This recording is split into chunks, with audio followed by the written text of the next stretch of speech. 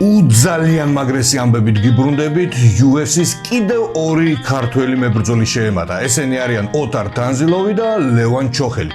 ორივე ძალიან მაგარი მებრძოლია, ერთი 61 კილოგრამში ჩხუბობს, მეორე 77 კილოგრამში ჩხუბობს, მაგრამ აქ აღსანიშნავი ის არის, რომ ოტარ თანზილოვი გამოვიდა ერთი წონით კატეგორიით უფრო ზევით. მიეცა შანსი და რა თქმა უნდა UFC-ში მოხვედრა იცით უყველა რომ ძალიან ძნელია, ამიტომ ამ შანსით ისარგებლა და გამოვიდა. მოკლედ ამ მებრძოლებზე ვისაუბრებთ დღეს ამ გადაცემაში და მთლიანობაში თვითონ ტურნირსაც შევეხებით. Fight Nights. განვიხილავთ ყველა მთავარ ბრძოლას და ბოლოს შევხედავთ ჩვენი ქართველების დებიუტს UFC-ში. და რა თქმა უნდა ამ გადაცემის გენერალური სპონსორი არის კომპანია Global, ავტოიმპორტის სამყაროში გარანტიის და ხარისხის ნამდვილი ეტალონი. და რა თქმა უნდა ბურგერ ფერედა გემრიელი ბურგერის გარეშე, როგორ იქნება ეს გადაცემა თან, მას ისე 35%-იანი ფასდაკლება აქვს, ასე რომ მიჩქარეთ ნებისმიერი გამოძახების სერვისში შეუკვეთეთ ეს ბურგერი და ჩაუჯექით ამ გადაცემას. მოდით სწრაფად გადავავლოთ თვალი გასული ტურნირის მთავარ ბრძოლებს, ბოლოს კი აუცილებლად ვისაუბრებთ ჩვენს ქართველ ბიჭებზე, რომელთა დებიუტიც UFC-ში შედგა. 66 კილოგრამის წონით კატეგორიაში, ანუ ქვემსუბუქ ზონაში ერთმანეთს ბრაზილიელი ვინისიუს ოლივერა და ამერიკი ანდრეევ ფილი დაუპირისპირდნენ. თავდაპირველად ამ ბრძოლაში ოლივერას წინააღმდეგ ჩვენი ქართველი ნინძა გიგა ჭიკაძე უნდა გამოსულიყო, მაგრამ სამწუხაროდ იგი იძულებული გახდა ბრძოლიდან ჩახსნილიყო. შეხვედრის მომენტისთვის ოლივერას პროფესიონალური რეკორდი 23 მოგებას და 4 მარცხში ადგენდა. ბრაზილიელი ლიგაში დანა ვაითის პრეტენდენტთა სერიიდან მოხვდა. მანამდე ვინისიუსი 61 კილოგრამში გამოდიოდა, მაგრამ ურთულესი წონის კლებისა და მარიო ბაუტისტასთან მარცხის შემდეგ გონივრული გადაწყვეტილება მიიღო და ერთი კატეგორიით მაღლა ავიდა. მისი მეტოქე ანდრეი ფილი კი პრომოუშენის ნამდვილი ვეტერანია. ის UFC-ში 2013 წლიდან ჩხუბობს და ამ ბრძოლამდე მისი რეკორდი 25 გამარჯვება და 13 მარცხი იყო. დაპირისპირება 2 რაუნდს გრძელდებოდა. მთელი პირველი რაუნდი მებრძოლებმა დგომში გაატარეს. ვინისიუსი უკეთესად გამოიყურებოდა, ის მშვენივრად გრძნობდა დისტანციას, ბევრს მოძრაობდა და მეტოქის წვივებში ისეთ მძლავრ ლოუ-კიკებს არტყამდა,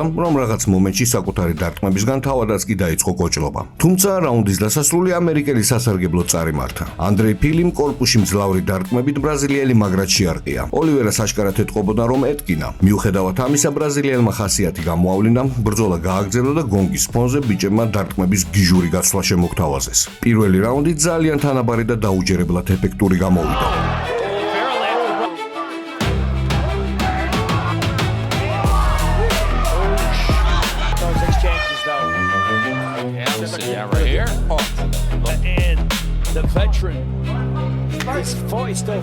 მეორე რაუნდში ბრაზილიელი მაქსიმალურად დამუხტული გამოვიდა. მან მეთოდურად განაგრძო ფილისთვის ფეხების განადგურება თავისი ხისტი ქიქებით და ინიციატივა მთლიანად ხელში ჩაიგდო. ეტყობოდა, რომ ამერიკელი მიღებული ზიანისგან პოზიციებს თმობდა და ნელდებოდა. თუმცა რაუნდის შუაში ფილმს შეძლო უკანასკნელი ძალების მოკრეფა და ლამაზი გდებით ბრაზილიელი მიწაზე გადაიყვანა, მაგრამ ვინისიუსი გაჩერებას არ აპირებდა. წამიერად წამოდგა ფეხზე და თავისი დომინაცია გააგრძელა. ბრაზილიელი უბრალოდ დგომში ანადგურებდა ვეტერანს. გადამწყვეტი მომენტი გონგამდე რამოდენიმე წამით ადრე დადგა, როდესაც რაუნდის დასრულებამდე სულ რაღაცა 4 წამი რჩებოდა. ოლივერამ ძალა გამოსტილი მეტოქე ბადესთან მიიმწყლია, სადაც დარტყმების წვიმა დააყარა. ეს იყო ვინისიუს ოლივერას უმაგრესი გამარჯვება ტექნიკური ნოკაუტით.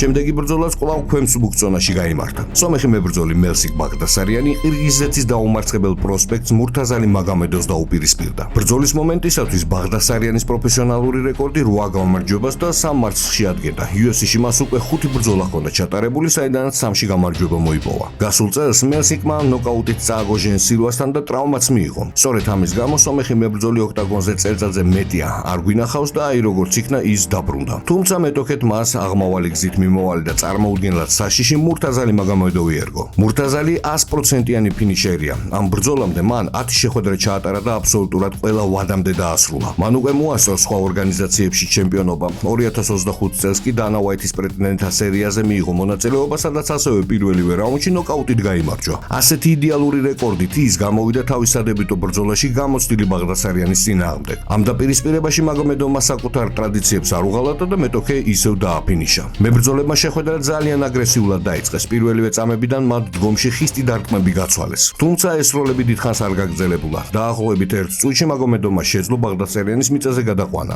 იქ მან კონტროლის ფენომენალური დონე აჩვენა და ძალიან ლამაზი და რაც თავარია შერეული ორთა ბრძოლებისთვის იშვიათი საბმიშენი გააფორმა. ამ ილეთს ტვისტერი ქვია. ბაღდასარიანს სხვა აღარაფერი დარჩენოდა გარდა იმისა, რომ დანებების ნიშნად ხელი დაერტყა. შედეგი ასეთია: მურთაზალი მაგამედოვი დაუმარცხებელი რჩება. ახლა მისი იდეალური რეკორდი ზედიზედ 11 გამარჯვებას შეადგენს და აბსოლუტურად ყველა გამარჯვება ფინიშით აქვს მოპოვებული. ეს უბრალოდ უმაგრესი დებიუტი იყო. მაგომედოვი წარმოუდგენლად ნიჭიერია, ასე რომ ჩვენ აუცილებლად ყურადღებით მივადევნებთ თვალს მის კარიერას ლიგაში.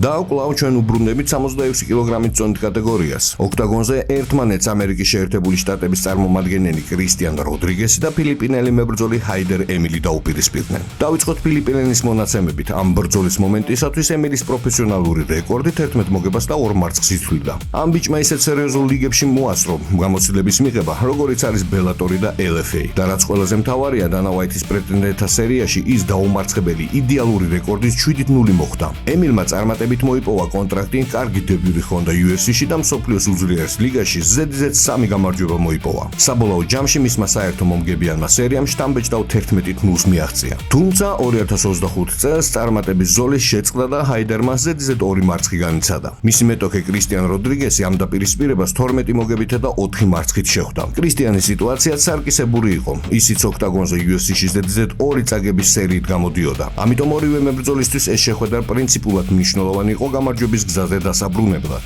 მოლოდინი გამართლა. ეს დაპირისპირება არ გაჭიანურებულა და უკვე პირველივე რაუნდში შტამბეჭდავი ფინიშით დასრულდა. რაუნდის პირველივე წამებიდან როდრიგესი ბევრად უფრო ეფექტურად და ზუსტად გამოიყურებოდა. ამ ბრძოლაში მისი მთავარი იარაღი ელვისებური თავში ფეხის დარტყმები გახდა. კრისტიანმა რამოდენიმეჯერ გაუტარა ემილს თავში და კულმინაცია 5-წუთიანი მონაკვეთის ბოლოსკენ დადგა. როდრიგესმა კვლავ დაიჭირა მომენტი და მორიგი ეფექტური ჰედკიკი ზუსტად მიზანში გაუშვა. მისი მეტოქე მიწაზე მძიმე ნოკდაუნში დაეცა. კრისტიანი წამიერად ჩახვა მას პარტერში, უკვე თითქმის გათიშული ფილიპინელი ილეთზე გამოიჭირა და გაგუდა. ეს იყო კრისტიან როდრიგესის უბრალოდ ბრწყინვალე და დაუჯერებლად ეფექტური გამარჯვება მახრჩობელა ილეთით პირველივე რაუნდში.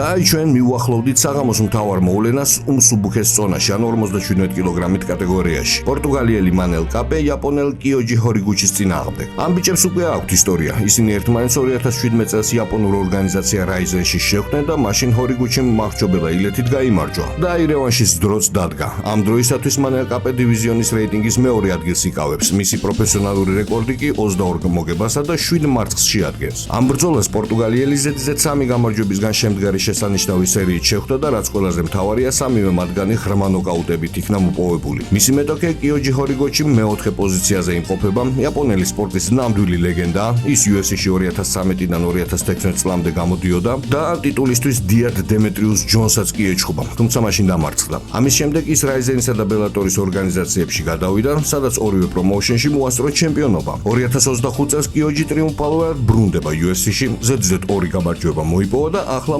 პორტუგალიელის წინააღმდეგ უმნიშვნელოვანეს ბრძოლაში გამოვიდა. ამ დაპირისპირებაში გამარჯვებული დიდი ალბათობით ტიტულის შემდეგი პრეტენდენტი გახდება. ამჟამად ამ წონაში ქამარს ჯოშუა ვანი ფლობს, რომელიც სავარაუდოდ ალექსანდრე პანტონჟას წინააღმდეგ დაიცავს ტიტულს. და ჩვენ დღევანდელი წყვილის გამარჯვებული დიდი ალბათობით სწორედ საჩემპიონო ბრძოლიდან გამარჯვებულს შეხვდება. გადავიდეთ უშუალოდ ბრძოლაზე. პირველი რაუნდი ძალიან თანაბარი გამოვიდა. მებრძოლები თითქოს დაზვერვაში მუშაობდნენ, აკვირდებოდნენ და ერთმანეთის დაცვას ამოწმებდნენ. რა თქმა უნდა, ორივე სპორტსმენს რამოდენიმე კარგი მომენტი ჰქონდა დარტყმების გაცვლაში. ამ 5 წუთმა თითქმის მთლიანად დგომში ჩაიარა და მხოლოდ რაუნდის მიწურულს სპორტსმენები გადავიდნენ პარტერში, მაგრამ მოვლენების განვითარება გონგმა შეწყვიტა. სამაგიეროდ მეორე რაუნდი გაცილებით საინტერესო გამოდგა. ბიჭებმა კვლავ დაიწყეს დარტყმების გაცვლა, რის შემდეგაც ჰოლიგუდში პორტუგალიელის მიწაზე გადაყვანა შეძლო. პრაქტიკულად გონგამდე იაპონელი დომინირებდა პარტერში. ბრძოლის ეს მონაკვეთი მან აბსოლუტურად დამსახურებულად წაიღო, აქ კითხვები უბრალოდ არ არსებობს. მაგრამ მესამე რაუნდი სიურპრიზებით სავსე აღმოჩნდა. მებრძოლებმა ფინალური მონაკვეთი დგომში უსასტიკესი გაცვლებით დაიწყეს. რაღაც მომენტში ჰოლიგუდში კაპეს სერიოზული შერყევაც კი შეძლო. ჩანდა რომ იაპონელი სრულიად აკონტროლებდა ბრძოლის მსვლელობას და გამარჯვებაც მიჰქონდა. თუმცა რაუნდის შუაში მორი გიჟურ გაცვლისას მანელ კაპემ თავისი მეტოქე ძლიერად შეარყია, უმძიმეს ნოკდაუნში გაუშვა და მიწაზე სასტიკად დააფინიშა. აი ასეთი დასასრული. თავიდან ყველა დარწმუნებული იყო რომ იაპონელს მიჰქონდა ეს ბრძოლა, საბოლოოდ კი თავად გაუშვეს ნოკაუტში. გამაოგნებელი რევანშია და ახლა ჩვენ მხოლოდ ის დაგვრჩენია ვიმკითხავთ თუ რაელის მანელ კაპეს მომავალში და ვინ გახდება მისი შემდეგი მეტოქე საჩემპიონო რბოლაში.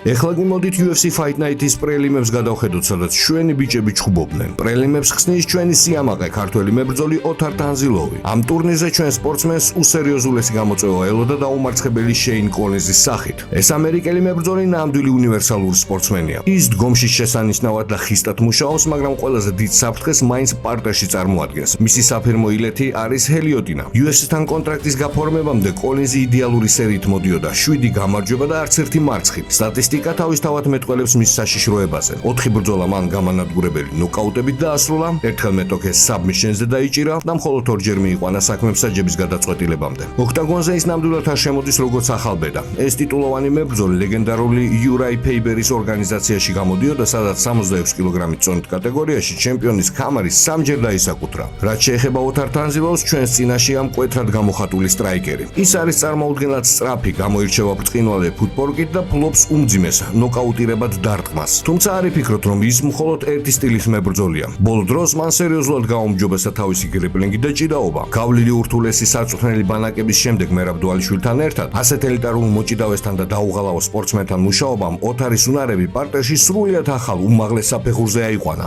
შერეული ორთაბრძოლების პროფესიონალურ არენაზე ჩვენი სპორტსმენი 2018 წლიდან გამოდის. ერთ მომენტში მან უბრალოდ გიჟური ტემპი აკრიფა და ზედიზე 9 შთამბეჭდავი გამარჯვების სერია შემოგთავაზა. დაუფიქრდით ამ ციფრებს. ზედიზე 9 გამარჯვება და 9 ტრიუმფიდან 7-ჯერ მან ოპონენტი პირდაპირ ნოკაუტში გაუშვა. ასეთი სოლიდური გამოცდილებათა და შესანიშნავი რეკორდით 2024 წელს ოთარმა მიიღო თავისი შანსი დანა უაითის აპრეტენდენტო სერიაში. იქ მას უსერიოზულესი გამოცდა ელოდა დაუმარცხებელი პროსპექტი კონგოდან, ჯოზაიას მუსასა. ჩვენი მებრძოლისთვის ეს მართლაც მაგარი დაპირისპირება იყო. ოქტაგონზე აბსოლუტურად თანაბარი და კონკურენტული ომი გაჩაღდა და მსაჯების ჩანაწერების მიხედვითაც ბრძოლად მაქსიმალურად დაძაბული გამოდგა. მე თამამად მივანიჭებდი გამარჯვებას ოთარს და ამას ვამბობ აბსოლუტურად ობიექტურად და არა მხოლოდ იმიტომ, რომ ჩვენი ას გულშემატკივრობ. ემოციების გარეშე რომ გადავხედოთ ამ დაპირისპირებას, ტანზილოვი მართლაც უფრო მწვავედ და ზუსტად გამოიყურებოდა. თუმცა მსაჯების აზრები მაშინ გაიყო და გამარჯვება გაყოფილი გადაწყვეტილებით მაინც კონგოს წარმომადგენელს მიანიჭეს. მიუხედავად შედეგისა, ჩვენი ბიჭის გამოსვლის ხარისხი შეუმჩნეველი არ დარჩენილა. ბრძოლის შემდეგ თავად UFC-ს ბოსმა დანა უაითმა აღიარა, რომ სიგიჟემდე მოეწონა ოთარის კაშკაშა და უკომპრომისო სტილი და პირობაც დადო, რომ მათი გზები აუცილებლად ისევე გადაიკვეთება და ეს არ იყო მხოლოდ ცარიელი სიტყვები. ამ დასანანი მარცხის შემდეგ ჩვენი მებრძოლი არ გატეხილა. მან მიიღო ბრძოლა პრესტიჟულ ორგანიზაციაში Fury Fighting Championship-ში, სადაც მსაჯების ერთსულოვანი გადაწყვეტილებით დამაჯერებლად გაიმარჯვა. ამ მოგებამ ყველა კითხვას წერტილი დაუსვა, ოთარ ტანზილოვმა ოფიციალურად მიიღო თავისი სანუკვარი კონტრაქტი UFC-ში. მაგრამ აქ უბრალოდ ვალდებული ვარ ერთი მნიშვნელოვანი რამ აღვნიშნო ყველა გულშემატკივრისთვის. ოთარი მთელი თავის კარიერის განმავლობაში 61 კილოგრამში გამოდიოდა. თუმცა მისი დიდხანს ნანატრი დებიუტი UFC-ში ერთი წონით მაღლა 71 კილოგრამში შედგა. ყველამ კარგად ვიცით თუ რა რთულია ამ ორგანიზაციაში მოხვედრა. ამიტომ როდესაც მას 66 კილოგრამში გამოსვლა შესთავაზეს, მიუხედავად იმისა, რომ ეს მისი წონა არ არის და აქ ბიჭები უფრო დიდები არიან, ოთარმა დაუფიქრებლად მიიღო ეს გამოწვევა. და ჩემი აზრით დანა უაითის პრეტენდენტთა სერიის ისტორია აქაც ზუსტად განმეორდა. ოქტაგონმა კვლავ იხილა წარმოუდგენლად კონკურენტული და ძალიან დაძაბული ბრძოლა. წინასწარ გეტყვით, რომ ჩვენმა მებრძოლმა მსაჯების ერთსულოვანი გადაწყვეტილებით დათმო ყველა რაუნდი, თუმცა გულებში მინიმალური სხვაობით. მაგრამ მოდით ვიყოთ ობიექტურები, თუ ამ ბრძოლას თავიდან ვუყურებთ, პირველი რაუნდი ოთარმა მგონია მოიგო. ახლა ეკრანზე ამ ბრძოლის ყველაზე საინტერესო მომენტებს გაჩვენებთ. თავად ნახეთ და დასკვანს თავად გამოიტანეთ. გალიაში ოთარი უფრო ხისტად მუშაობდა, მისი სტილი ბევრად უფრო სანახაობრივი იყო და მან მეტი ტეიქდაუნით შეასრულა. კი, იყო კრიტიკული მომენტებიც, როდესაც ის მჭიდრო ჰელიოტინიაში მოყვა და ჩვენ ხომ გვახსოვს, რომ ეს კოლინზის საფირმო ილეთია. მაგრამ ჩვენმა ბიჭმა ხასიათი გამოავლინა, გაუძლო და იქიდან თავისი დაღწევა შეძლო. შესაძლოა ახლა ჩემში ქართული სისხლი ლაპარაკობს და ამიტომაც მომეჩვენა ბრძოლა ასეთი თანაბარი, მაგრამ პირველი რაუნდი ცალსახად ჩვენ დაგვრჩა. დანარჩენ ორ რაუნდში სასწორი ისე იხრებოდა, რომ შედეგს რეალურად მიკრო მომენტები წყვეტდა. შესაძლოა მსაჯებმა უპირატესობა კოლინზს მხოლოდ იმიტომ მიანიჭეს, რომ ის მუდმივად იმუქრებოდა საბმიშენებით და პირველ ნომრად მუშაობას ცდილობდა. არ ვიცი მეგობრებო, აუცილებლად დაწერეთ კომენტარებში, ვინც უყურა ამ ჩხუბს, როგორ შეაფასებდით ამ ბრძოლას და ეთანხმებით თუ არა მსაჯების გადაწყვეტილებას. რომ შევაჯამოთ, ეს იყო ნამდვილი და ძალიან ახლო ბრძოლა. სამწუხაროდ ჩვენმა მებრძოლმა დათმო, მაგრამ ეს მხოლოდ გზის დასაწყისია. გულწრფელად ვიმედოვნებ, რომ ამ დებიუტის შემდეგ ის ჩამოვა თავის მშობლიურ წონთ კატეგორიაში 71 კილოგრამში და უკვე იქ აჩვენებს თავის მაქსიმუმს და ნამდვილ კლასს. უსურებ ჩვენს ბიჭს მხოლოდ ხმაურიან გამარჯვებებს მთელ საქართველოს ჯერამისი და მე აბსოლუტურად დარწმუნებული ვარ, რომ ოთარ ტანზილოვის სახელს ამ არხზე კიდევ არაერთხელ ვახსენებთ და მასზე კიდევ ბევრ მაგარ ვიდეოს გავაკეთებ.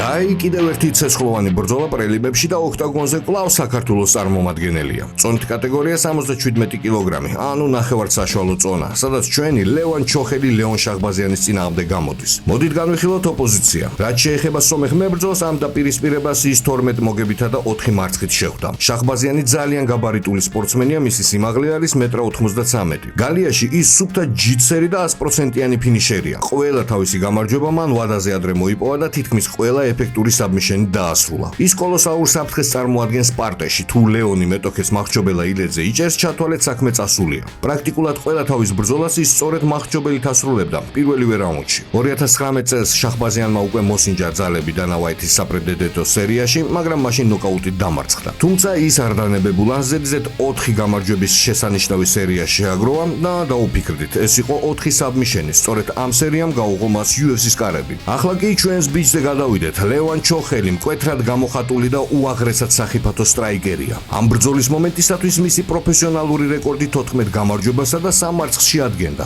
უბრალოდ შეაფასეთ ეს გზა. 2016-დან 2020 წლამდე მას ზედიზედ 9 გამარჯვების ფანტასტიკური სერია გამოაცხო და აბსოლუტურად ყველა ეს ბრძოლა მან პირველივე რაუნდში ნოკაუტებით დაასრულა. ამის შემდეგ ლევანი ტოპ ორგანიზაცია ბელატორში შეიჭრა, სადაც 7 ბრძოლა ჩაატარა, 4 გამარჯვება მოიპოვა და ამ პრომოუშენის ისტორიაში ერთ-ერთი ყველაზე ლამაზი და ბრუტალური ნოკაუტი გააფორმა. ის დიდხანს ელოდა თავის შანსს UFC-სთან კონტრაქტს და აი როგორც იქნა სამართლიანობამ იზეიმა. რამდენადაც მახსოვს, მას კონტრაქტი 4 ბრძოლაზე აქვს გაფორმებული. ლევანი დგომში სასიკვდილოდ საშიშია. ის წარმოუდგენლად სწრაფი, ტექნიკური და აგრესიული მებრძოლია, რომელსაც ნებისმიერი ოპონენტისთვის შეუძლია შუქის ჩაქრობა პირველივე რაუნდში.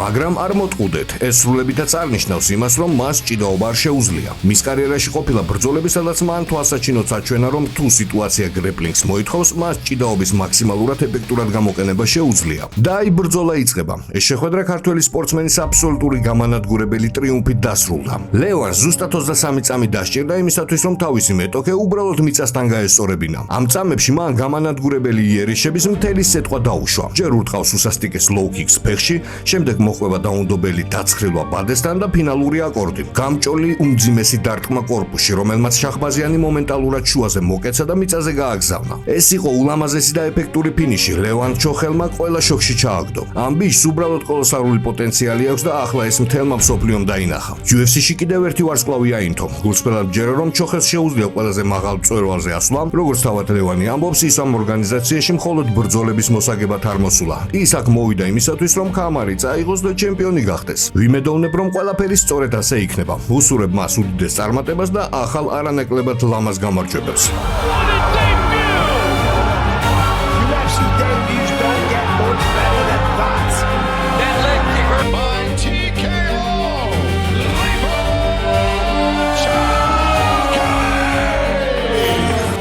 მოგესალმები, მივესალმები სრულიად საქართველოს, მადლობა ყველას ხარდაჭერისთვის და გვერდში დგომისთვის. როგორც თქვი, ბრძოლ რამდენიმე დღეში წავალ საქართველოში, ნახო ჩემ ხალხს ჩავეხუტო, მათთან ერთად აღვნიშნო. სავარაუდოდ ერთი თვე დავრჩები და რომ დავბრუნდები,